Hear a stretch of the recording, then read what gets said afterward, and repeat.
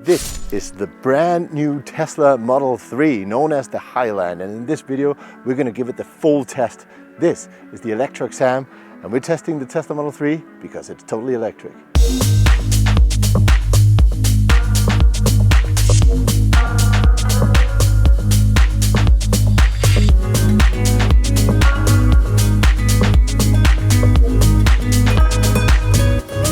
There are so many videos and so much information out there about Tesla and so many strong opinions as well. So what I'm going to try to do in this video is give you an introduction to the car and test it in all aspects that I think are relevant for this car. So you can watch this video even though you've never seen a Tesla Model 3 before.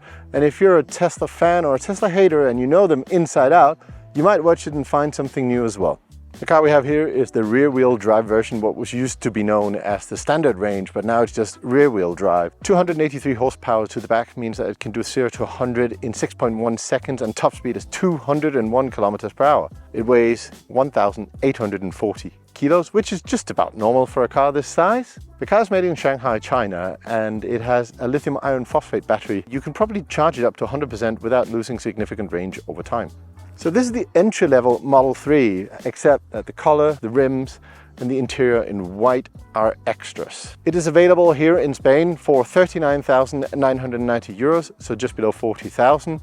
I'll put prices for other countries above here. Right now, you can get either this rear-wheel drive or the dual-motor long-range version. There's no performance out yet. Now this sedan is 4 meters 72 centimeters long. It's 1.85 meter wide and 1.44 meter tall. In this video, we're going to take the Tesla Model 3 through the full electric Sam. The electric Sam is our own proprietary system where we evaluate a car according to 8 different categories. Each category is assigned a score between 0 and 10. We multiply them all up and get a final score between 0 and 100, taking into account that some categories weigh heavier than others. If you enjoy watching car reviews of electric cars, now would be a great time to subscribe, because I'm Lars, this is the Tesla Model 3, and you're watching Totally Electric.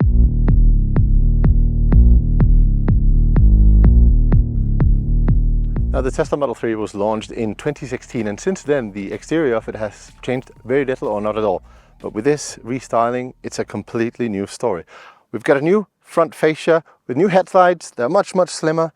And it doesn't look like a duckbill anymore. It's a bit more aggressive. Now it looks more like a lizard face or something like that, which is a good thing in this case.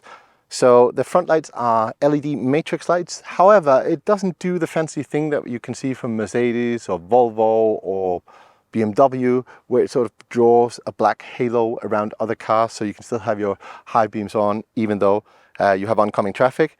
This is LED matrix, but I guess they need some software or something. Now the previous version, at least the long range and the performance, had the fog lights down here, but they're gone now completely.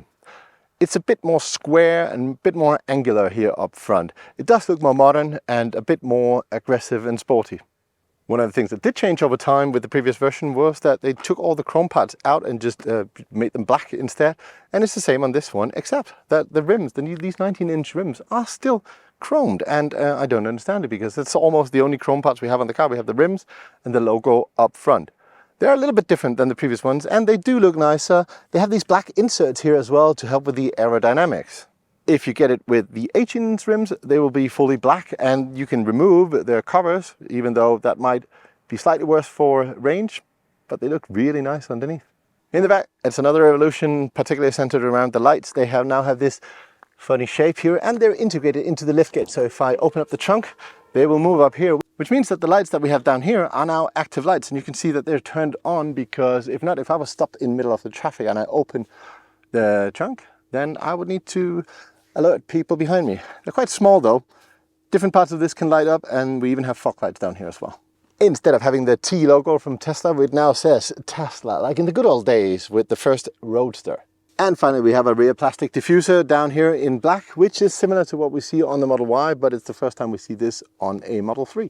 The door handles are the same as we've known from before. You push the fat side and pull on the thin side, so they have sort of a hockey stick shape. Loved by many, hated by taxi drivers. What is new, however, is that if you pull it out and give it a good thunk, listen to this. It's much more solid. It doesn't have this aluminium lightweight feel to it anymore. It sounds really, really solid when you close it. Here's another thing. This is a pedestrian safety system. This little piston here, in case you hit a pedestrian, will explode, lifting up the hood a little bit so that the pedestrian's head, once it hits the hood, will have some cushion to receive the impact. And this is new on the Model 3. It's been present on the Model S and the Model X for several years. On this car, there are no proximity sensors, the ultrasonic sensors that you have seen on so many other cars, and in fact on this very car a year or more back. The only thing we have are these cameras you get around the car. There's not even a radar on here to help us with the driver assistance features. You do, however, get 8 cameras around the car. Well, 8 or 7. I'm not completely sure, to be honest. I believe one of these up here is actually a dummy that doesn't do anything in this version. But there are 3 cameras up there. There's one on the side looking backwards. There's another here on the B pillar looking sort of front and to the side as well. And there's one in the back. And that's all you get. With that, the car is supposed to be doing the whole full self-driving, park assist, summon, and everything. One particular omission is there's no camera in the front part here. So you can't really see what's going on here. You have to rely on the cameras up there or your own 2 eyes as a driver. How antiquated, right? So as with all Teslas, charge port is located on the rear left-hand side. And here in Europe, you get the CCS2, which can charge up to 170 kilowatts on DC fast chargers and 11 kilowatts on an AC charger. In the US, you're going to get, of course, the NACS standard.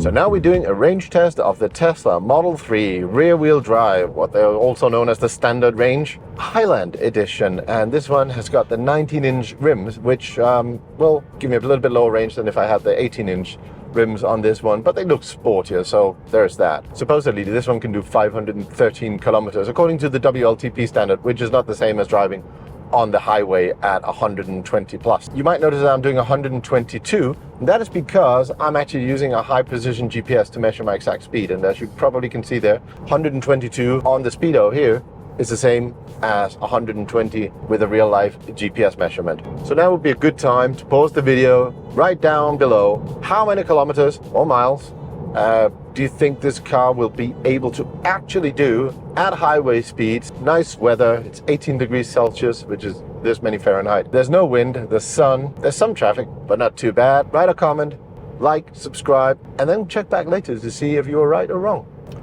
By the way, as you can see from the windmills up here ahead, we have a little bit of wind, but not too much. They're moving, but they're not hauling. But as I do half of it going this way and the other half going back, it should all equal out.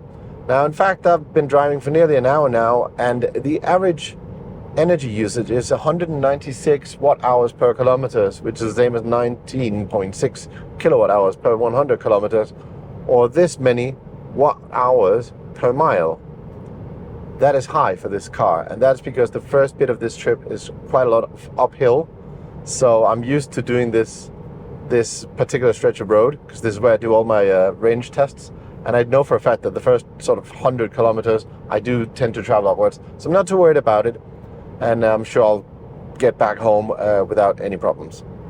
Okay, in 5 kilometers, I have to turn around because if I do that, according to the car, I'll get back to the charger with exactly 5% left on the battery.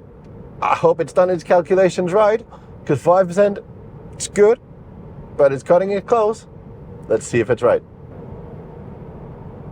Beautiful Spain. It is a nice place to do a YouTube channel about cars, isn't it? Now, Spain is a wonderful country. There's so many roads. They're all in excellent conditions. And we've got everything. We've got these mountainous landscapes. We've got forests, valleys, lakes, rivers. You got snowy mountains and sunny beaches.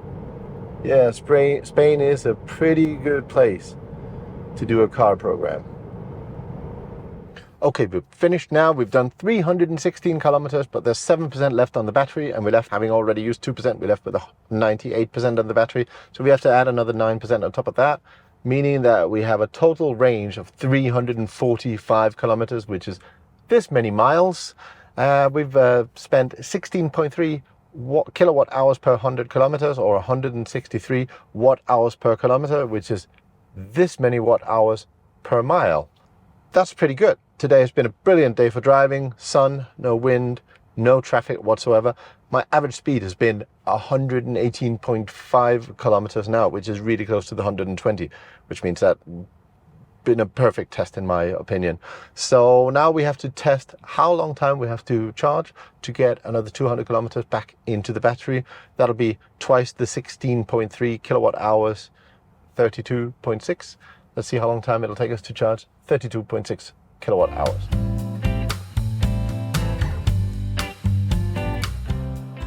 This Tesla Model 3 Highland edition, Tesla doesn't really call it a Highland, right? It's just the thing we call it on the internet.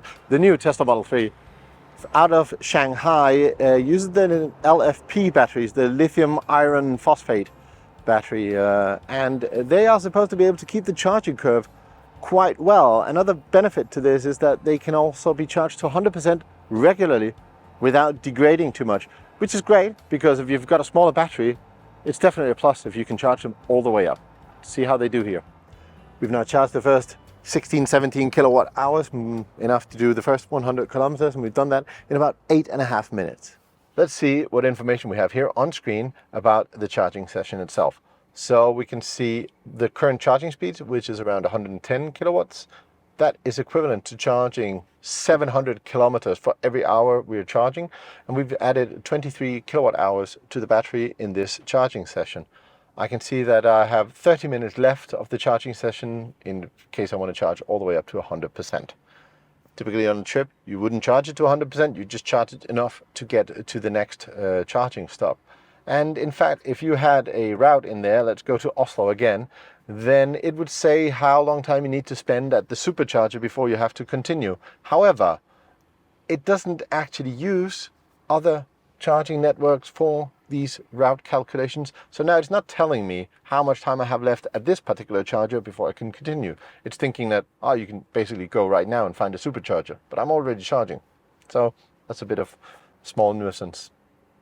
Generally speaking, there's a good amount of information I get on screen here. I know how much I've charged, how fast it's charging, and how long time I need to be here. It's quite useful. Okay, we made it 32.6 kilowatt hours charged in 17 minutes and 20 seconds. That's how long you have to stop in case you want to go another 200 kilometers. Now that we've finished charging, let's see how this thing moves. Okay, we're ready to try 0 to 100 time on this car. And to do that, we use this device. It's a draggy, and it helps measure very accurately the speed. In fact, look, I've got it connected to my phone, and you can see that if I move it back and forth, it actually picks up the speed of it just moving within the car. It's extremely precise, and it'll give me a very good 0 to 100 time. And I'll put the 0 to 60 time on screen here as well. Okay, I've reset the draggy. Just put it down. I'm in sport mode. I've got 81% battery right now. Let's do this. It doesn't lurch forward like the performance of the dual engine or the dual motor. Gosh, engine no, motor. Okay, we had a good run. Okay, so this is a first for me. I've done it 3 times now, and I get a consistent result. And as you can see from the top 3 results here, it's between 6.28 and 6.3 seconds in order for it to get from 0 to 100. Now the official time is 6.1. So that is about 0.2 seconds slower than officially announced. And this is a first for me. Usually in Teslas, you get exactly the announced 0 to 100, or some of them even improve a little bit on it. So this one is slightly slower. Maybe it's because I'm only at a 80% battery. I'm not quite sure. It shouldn't really affect it. No. So the car pulls. It's nice to accelerate in. It's smooth, linear, well controlled. Motor in the back gives us 280 horsepower to the back wheels, which is much appreciated. Absolutely. In the recent slew of cars coming out of maybe even China or Europe, they tend to put a 200 horsepower engine, or sorry, motor in the front and have front wheel drive, which is not great if you've got 200 horsepower and quite a high amount of torque, especially if you're like coming out of a curve and it's a bit wet. They tend to understeer quite a lot. However, here it's a different story. Full control over the car. Oh, look, I just went over a hump there, and it's quite comfortable. It's nice. The suspension is quite stiff compared to the previous model, at least when it's using the 18-inch rims. And I appreciate that. It's better controlled, it's more firm without being uncomfortable. Under the pedals and steering, I've got very few settings I can actually change here. I've got acceleration, which is either chill or standard, or I've had the steering mode, which can go from comfort, standard to sport, which basically determines how much force I need to put into turning the wheel. I like it in standard and in sport. I can't actually change how much regenerative braking is applied, which is a common thing to change, especially if you're used to an automatic gasoline car. If I let go of the accelerator, it's going to slow down and even come to a full stop. You have slip start if you want to get out of snow, and you have this auto shift on park, which right now I'm parked. So if I just put my foot on the brake, it'll put it into gear. Now it thinks I'm going forward, which generally it's fine. It does the right thing. Right now here, I just need to back out on the road again, so I need to change backwards. But usually if you're parked and there's a wall or somebody else in front of you, you need to go backwards. It guesses correctly which direction you want to go in. Now go out, shift into forward gear. Shifting here on the screen, easy, no big problem. It's not much more difficult or much easier than changing it with stalks. Okay, so I'm doing about 90 kilometers an hour, and I'm letting go of the accelerator now. And as you can see, it regenerates quite hard, slows down, not as hard as it would if it was the dual engine, but still quite a lot more than many other cars. And oh, it even comes to a full stop. Perfect. That's how every electric car should behave. You should be able to drive with only one pedal. I don't need to use the brakes unless something happens which I wasn't expecting. If I'm careful applying the accelerator, I can control everything with just the accelerator. That's really useful, really comfortable. It's a nice way of driving.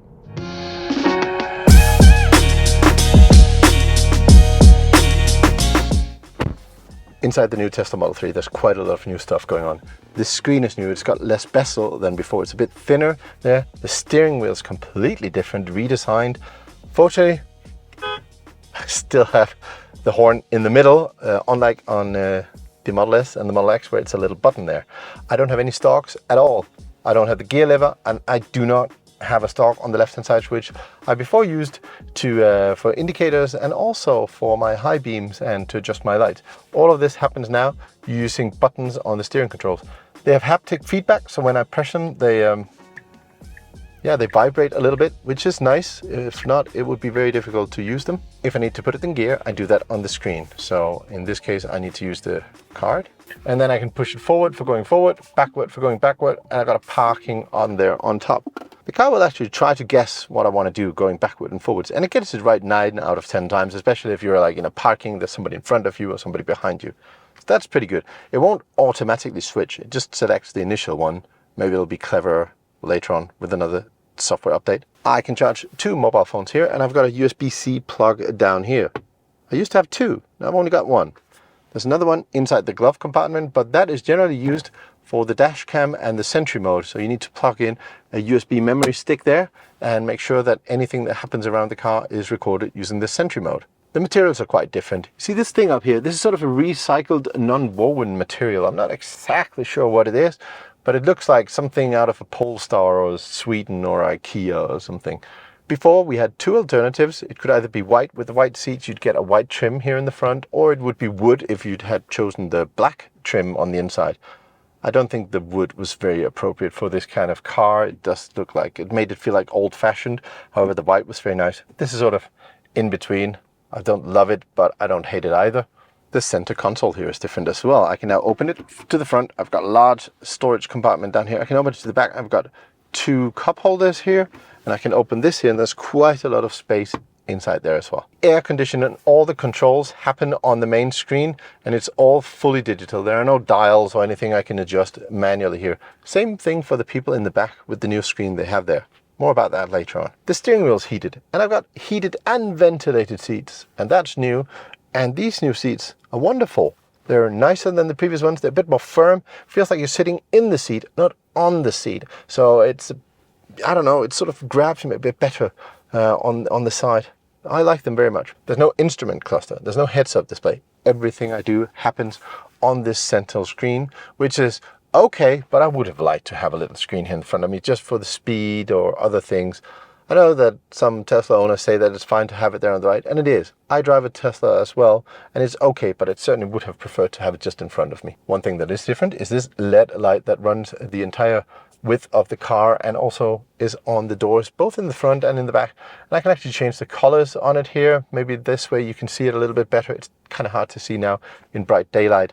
At night, it's quite visible and it's okay. It's basic. You can just set one color. It stays that color. That's it. There's no functionality. It doesn't blink or give you any kind of information, and it doesn't bob to the music or whatever some other cars do. Now the new seats here being ventilated and heated is a really nice addition. You can see that they're perforated with, these tiny holes, both in the front and in the back. Funny though, the middle back seat does not have any heating or anything. It used to be 5 heated seats in this car. Now it's only 4. The front seats are heated and cooled, and they have these micro perforations so it can blow cold air on your bottom when it's a hot summer's day. That's nice. In the back, you only get the heating, there's no cooling down. Now don't mind changing drive mode on the screen, swiping up and down. It's easy enough. Even when parking, you get used to it really quickly. I do not like the blinkers being on the steering wheel instead of on a stalk. I know some Tesla owners say that you get used to it after a week or two. I've been driving the Model S and the Model X and this for quite a while now. I can't get used to it. I don't like it, especially when you're in a complex situation where your steering wheel is like this way turned. Which button do I need to push now to signal right? I have no idea. Tesla's always used quite nice materials on the inside, yeah, barring any adjustments and panel gaps, etc. But the materials themselves have always been quite nice. And in this one, they've certainly gone above and beyond with this. You can tell that they really paid attention to this, and it's much, much quieter on the inside when you drive. For example, the inside pockets on the doors are now lined with some kind of furry material so that they don't reverberate so much with the sound when driving. I have this glass roof, which is split in two, one for the front and one for the back. And it means that I've got loads of headroom. I'm 6'4", 1.90 m, quite tall, but I could easily be like quite a bit taller and still fit very nicely inside this car. Okay, let's see if I fit in the back of this car. The seat is in my usual driver's position, so if I could sit here, I could sit behind myself. As I mentioned before, I'm 1.90 m or 6'4". I can fit. I mean, my head is not touching. It's very, very close to the glass up here, but I am able to fit in here. My knees are just barely touching. I can't get my feet under the seat though, which is quite annoying. I would have liked to be able to push them a bit forward, but as I use the seat all the way down, there's no room for my feet there. I have a flat floor, which is much appreciated, especially for the guy sitting in the middle here. Now, as you can see, my knees are quite high up. This is because of the elevation of the floor due to the battery being on the floor or under the floor. And then, so the seat is quite low. So if a tall person with long legs sits here behind, the legs will be upwards and there'll be nothing to support them under the knees. So that might mean that on a longer trip, it might be slightly uncomfortable. You're also sat up quite straight. You're not like lying down. I guess that's also to help with the actual space in here. Overall though, I do fit and it's okay in here. One thing I don't like, I can't adjust the headrest, which would be nice to elevate a little bit for security reasons. Same thing with the front ones. This is just fixed. It's just in place there. There's nothing to move them around. New things I've got back here. I've got the LED strip, which is meh, all right, sure. And I've got a new speaker here in the door that I didn't have before. I have 2 USB-C plugs down there and a new screen, which I'll tell you more about once we talk about technology. I could travel back here. It would be okay. It's not the most spacious place in the world, but in the back of this kind of sedan, it's hard to find the space really for tall people. Now, if you're going to buy this car, I do recommend the white interior. The combination of these white seats and the glass ceiling means that it feels a lot more spacious than it actually is. Let's have a look at the boot or the trunk. 593 liters, so about 30 more than the outgoing model. It's a big space. There's loads of room in here. There's plenty of room in the sides. You've got this double space beneath it. However, the opening is still the same, relatively small size. So you're not going to be hauling around fridges in here, but you could get a bicycle or two in there if you fold the seats down. So let's check out if there's actually a frunk under here. Now I could open this with the mobile phone out, but I don't have it linked to my account, so I'll have to do it from the inside of the car. And yes, there's quite a lot of space up here, 88 liters, which is more than a carry-on suitcase. In fact, it's probably a carry-on and a half. yeah, it's a good space.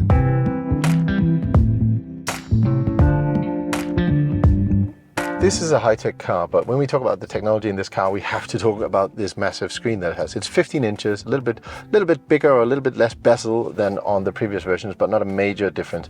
What we can tell is that it is super quick. This one has the new Ryzen AMD processor in it, and it's super fast, and it's a joy to use. Works really, really well. It's also connected to the internet, which means that you get real-time traffic warnings, you get Spotify, you get TuneIn, you get video games. All of this is part of the whole Tesla ecosystem. It also connects to your mobile phone, so you can, for example, view the interior camera from your mobile phone, also the exterior ones, to see if somebody's messing with your car. It will record them using the Sentry function on a USB stick that it hides inside the glove box. You can even put a pin code on the glove box so that people can't break into it. And if they break in and even force open the glove box and take out the USB pin, when the alarm goes off in this car, it'll store camera footage on the internal memory of the car. So this car is highly secure in that sense. It's really good at protecting itself. When the car came out in 2017, it didn't have Sentry mode, but somebody suggested that they use the cameras to record what happens around it just for safety, and they added that through a software update. In fact, as you can see here, this car now have a software update pending. I need to connect to Wi-Fi in order to download it in this case. But the whole internet experience with this car and how it connects, how it helps with service centers and the rangers that comes out and fixes your car if something's broken, is an excellent experience. It's part of what the Tesla owners really enjoy on this.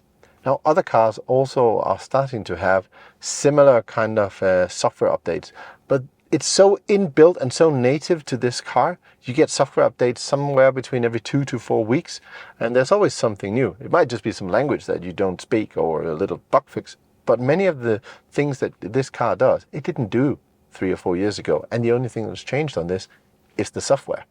It's hard to explain how important the software is in an electric vehicle, but the fact that it can calculate the battery, how much battery you'll have left when you reach your destination, connect to the superchargers and pay for it automatically, get alerts if a supercharger is full and route you to another one, and download updates from the internet, contact your service, Tesla service, if your 12-volt battery needs replacement, and other such things. It's really a very fulfilling experience, and I think this is one of the things that sets Tesla apart from other car makers, is how they're able to use the software and the internet and fundamentally think about the whole car as just a tablet on wheels. You know, people say that as they think it's a negative or a criticism.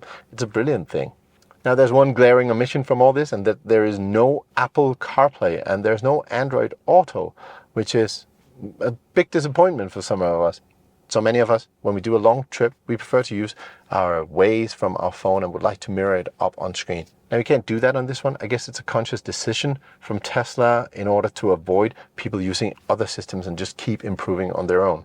However, until they have, some of the additional features that you do get on your phone, it sure would be nice if you could have Apple CarPlay or Android Auto on it.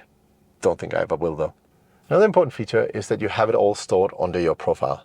That means that your preferences for Autopilot, your adjustment for the car with the seating and the steering wheel and the mirrors, it's all under your own profile. So if you share the car with your spouse, for example, when he or she enters the car using their mobile phone, the car will detect that and adjust it with their profile, like the seating, the steering wheel, and everything, and even the music that they like to listen to. In fact, Tesla will store your profile in the cloud, so if you go and rent a Tesla, you can use your cloud profile and instantly you'll sit down in a completely new Tesla and it'll fit to you perfectly with your music, your seat adjustment, and your mirrors and everything. So the Tesla is a little bit like one of these modern smartphones where the interface seems extremely simple. There's just this one big screen here in the middle, nothing else, a few buttons here, but no knobs or dials around, the car as we're used to with other cars. Yet, it does a ton of stuff just using this, just like our modern day smartphones do much more than our good old fashioned Nokias with the keyboard and the slide out and everything. This is a bit like that. One thing that's completely new is that we now have a screen here in the middle, and I can use it to adjust the aircon. I can also turn on my seat heaters here in the back. And in fact, what I can do is I can move the seat there if I want to. It's quite useful. I can also adjust the sound system or play whatever music I want to play here, and I can even turn on Netflix or Disney Plus, Twitch or YouTube or whatever else is available. Depends a bit on which region you're watching this video from. Now imagine that you're sitting back here and you want to watch a Netflix show, but somebody else is listening to music in the front. What you can do is you can add a set of Bluetooth headphones that are just connected to this screen here in the back, which is brilliant because then the kids in the back can watch a movie while the parents listen to, I don't know, news or whatever other boring stuff that parents listen to. Screen is quite useful. I don't know if it's comfortable to watch an entire movie, sitting here staring down, but I guess it's better than having loose objects that fly around inside the cabin.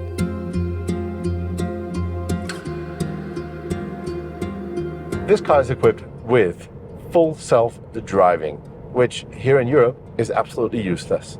In fact, the standard Autopilot, which comes for free with any Tesla or included with any Tesla, which means that it can do lane keep assists and adaptive cruise control, is just about 90% of what this car can do anyway here. There are two levels beyond the standard Autopilot. One is the enhanced Autopilot, which means that I can change the lane by clicking on this button here and it'll do it for me. In theory, it should also have summon and advanced summon, where I can move the car out and in of a parking space using my phone. However, since Tesla decided to remove the proximity sensors, the ultrasonic sensors around the car, and rely only on cameras, that feature's been disabled. Can't use it at all. It also doesn't do the auto park, where I can click on a button and it'll park by itself. So it's pretty useless, this enhanced Autopilot. It doesn't do a whole lot. Full self-driving is even worse. You pay 7,000 euros for it and it does nothing additional to what I can do on enhanced Autopilot. Maybe someday it will, but honestly, it's been years and years of this and it's just not doing anything. Some say that it is because of European legislation, but that is not true. There are plenty of things Europe can do within the framework of the European legislation. The fact is that Tesla is still training this system only in the US, and it's still far from trained on the European roads with the European signs, etc. My recommendation, don't even buy the enhanced Autopilot, don't buy the full self-driving, just stick with the good old-fashioned Autopilot that comes with the car. It's one of the best lane keep assistance and adaptive cruise control systems out there. The only bad thing is that sometimes you have to be aware of phantom braking.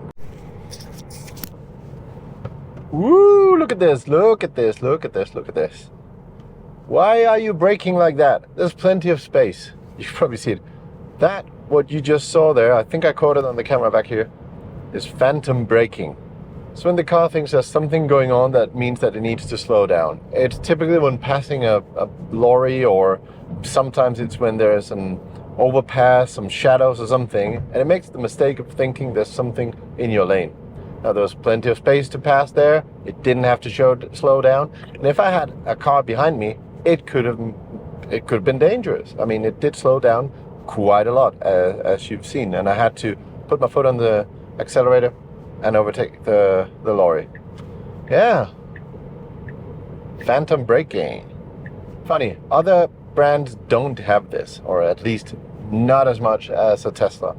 It is one of the things with the Autopilot system that really means that you have to really pay attention. Well, of course you have to pay attention, but here you have to pay attention and almost hover with your foot over the accelerator as soon as there's anything going on all around you. Otherwise you could just, sit like that with your foot back a little bit more relaxed. But yeah, phantom braking is real and it's a thing, and it's always been a thing on Teslas. It doesn't matter if you have the ones that are camera only like this one, or if you've got the ones with radars or whatever. It's always been a thing, and it's not, maybe it's a little bit better now. I actually turned on the camera because I imagined it might do it in that particular situation. So if you're used to driving a car like this, you can sometimes, guess when it's going to do it. Like, there's an overpass here, it might do it as well. Let's see, probably not, but it could have been. No, it didn't do it. But that's the kind of situation where it could do phantom braking. I'm going 60. That's the allowed speed. Now it changed to 90. You might have noticed that on the sign going by there, but it's still going 60. Now before, with the old version of Autopilot on the previous car, where I have a stalk here behind, I could hold down the stalk and it would pick up the speed up to the maximum allowed for this road I'm on. However, there's no way to do that here. I could even click on this icon here on the screen and make sure that if I click on 90, the speed of the Autopilot would go up to 90. However, I can't do that because there's sort of a little new icon there that is for adding or removing and a sound that alerts me when I'm going above the speed limit. This is sort of a regulatory thing, so I can't get rid of that icon either. The only thing I can do is sit here and like scroll and scroll and scroll and scroll. So yeah, that's not great. I used to be able to just hold down the stalk and it would pick up whatever speed I need to pick up. But now, ain't got no stalk. Can't do that anymore. This version of Autopilot is technically the same, but the lack of interface here just make it a slightly teeny weeny bit worse. Bicyclist coming up here, it's going way too fast. Oh, no, that's not the way to pass by a bicycle. It's not good, Tesla. That is not good at all. If there's a bicycle there, you need to slow down, you need to give 1.5 meters of distance and overtake only when possible. Not good. So I understand what Tesla is doing by minimizing the interfaces, because someday it'll be full self-driving and we don't need anything because the car will just do it for you. We're not there yet. We're far from it, both technically from the car's point of view, but also legislation. So maybe in the interim, please give us some stocks and some stuff so we can control the interfaces correctly and comfortable instead of taking them away before you're actually there with the software. This is a common theme with Tesla. I know it's difficult to remove the sensors exactly once you have the feature available to you. However, we've been without the sensors, the proximity sensors or the ultrasonic sensors for over a year, and it still can't do auto park. It still can't do summon. It's not like I'm not used to driving Teslas. I have owned now a total of 3 Teslas, all Model 3s, and the Autopilot is not getting any better or more advanced here in Europe. It's just basically the same, and then every now and then some little feature gets added or removed. But since 2019, when we got our first Tesla, and until now, it's basically worse.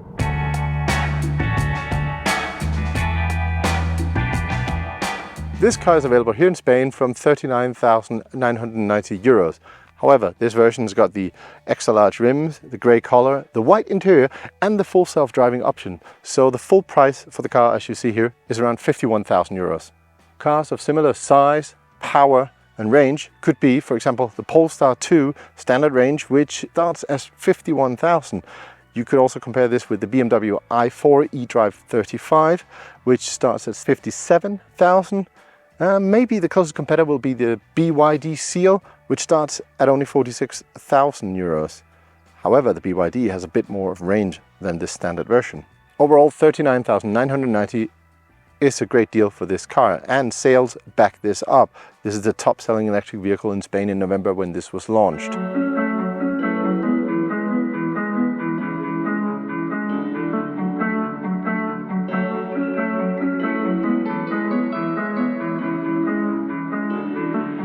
Let's dive into the scoring for the Tesla Model 3 Highland rear-wheel drive. We assign a score from 0 to 10 points in each category and then multiply them by the weight of each category, since we believe that range and charging are more important than, say, for example, exterior design. In the end, we also have a wildcard that we can use to adjust the score if there's something noteworthy about the car that doesn't fit into the other categories. This leads us to the total score of between 0 and 100 points. If you want to see how the Tesla Model 3 stacks up against other cars in our electric car examination, you can visit our website in the description and there adjust the weight of each category according to your preferences. Range and efficiency. This is 20% of the final score. Here we do a real-life test and add or subtract points depending on the car's energy consumption. We managed to cover a total of 347 kilometers on a full battery, which would allow for comfortable travel. Plus, it had a really low energy consumption of only 16.3 kilowatt hours per 100 kilometers. Therefore, it scores 7 points in the range and efficiency category. Charging experience. This is 10% of the final score. We charged 200 kilometers of range in only 17 minutes and 20 seconds, and it also has all the convenience for route planning, including its own network of superchargers, which certainly adds a point of comfort for the users. The on-screen information and the ability to adjust and schedule charging is another advantage. As a negative, it does not have any type of bidirectional charging. We give it 8 points for the charging. Performance and handling. This is also 10% of the final score. We test acceleration and add or subtract additional points depending on how well it drives. Accelerating in 6.3 seconds would score 5.5 in the category. In addition, the suspension, the sporty feel and the rear-wheel drive are a delight in this car. It features one-pedal driving coming to a complete stop when you release the accelerator, which is a very comfortable system. However, it lacks regenerative braking adjustments for those who prefer a different driving style. We're adding half a point, resulting in a score of 6. Interior and quality. This category covers the space and comfort inside and also the materials used and account for 15% of the overall score. The Model 3's interior divides opinions. On one hand, it's ultra minimalist, using the screen for all the car's functions. Some praise this design philosophy, while others find it simplistic. The materials in this new version are notably better, especially noticeable in the quieter ride compared to the previous model. It has a great space in the seating area, a large trunk, although with limited access, and of course a frunk. The new ventilated seats and LED lighting gives a slight improvement in the interior design, earning it 7.5 points. Exterior and design. I'll give you my totally subjective opinion about the looks of the car, and this accounts for 10% of the final score. The design update of the Model 3 slightly changes its appearance, making it more modern. The front loses a bit of the duck-built look, and the set of rear lights is now more striking. It's a car that's always been noticeable in design, turning heads, and it has a strong brand identity. In exterior and design, it earns 7 points. Technology. This is also another 10%. The technology in the Model 3 is both its greatest strength and weakness. Overall, the software, its use, connectivity and mobile interface, as well as its integration with after-sales services, are unbeatable. Continuous updates and good software performance means that, in the best sense, it's a tablet on wheels. However, we miss a secondary screen or heads-up display and of course Android Auto and Apple CarPlay. It gets 7.5 points in this category, and I'm painfully aware that some of the things I've criticized may have changed since the video was recorded or published. Driver assist features. This is just 5% of the final score. There's a lot of hype around Tesla's Autopilot and full self-driving. And in terms of reliability and communication with the driver, they are some of the best on the market. However, they are far from being fully autonomous, as some might think, and the omission of radar and parking sensors means it has lost functionality compared to previous versions. We'll see if Tesla can recover this functionality with software updates. In driver assistant features, it scores 6.5 points. Price. Money matters, so this is 20% of the final score. There is nothing on the market that comes even close to the Tesla Model 3 in terms of price. With the starting price below €40,000, it even takes market share away from economical compact cars. Combined with the ease of financing that Tesla has historically provided and how well equipped it comes as standard, and ends up with 9 points in the price category. Wildcard. Sometimes there are things we change to improve, and sometimes there are things we change just for the sake of change. In this case, Tesla has chosen to omit the indicator stalk in favor of using only buttons on the steering wheel.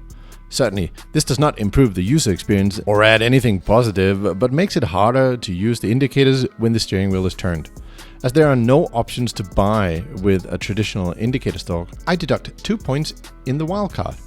And I know some of you will say that I'm stuck in the past, but after thousands of kilometers in Teslas without indicator stalks, it still seems to me a choice that does not improve the user experience, which is what we analyze in the Electra exam.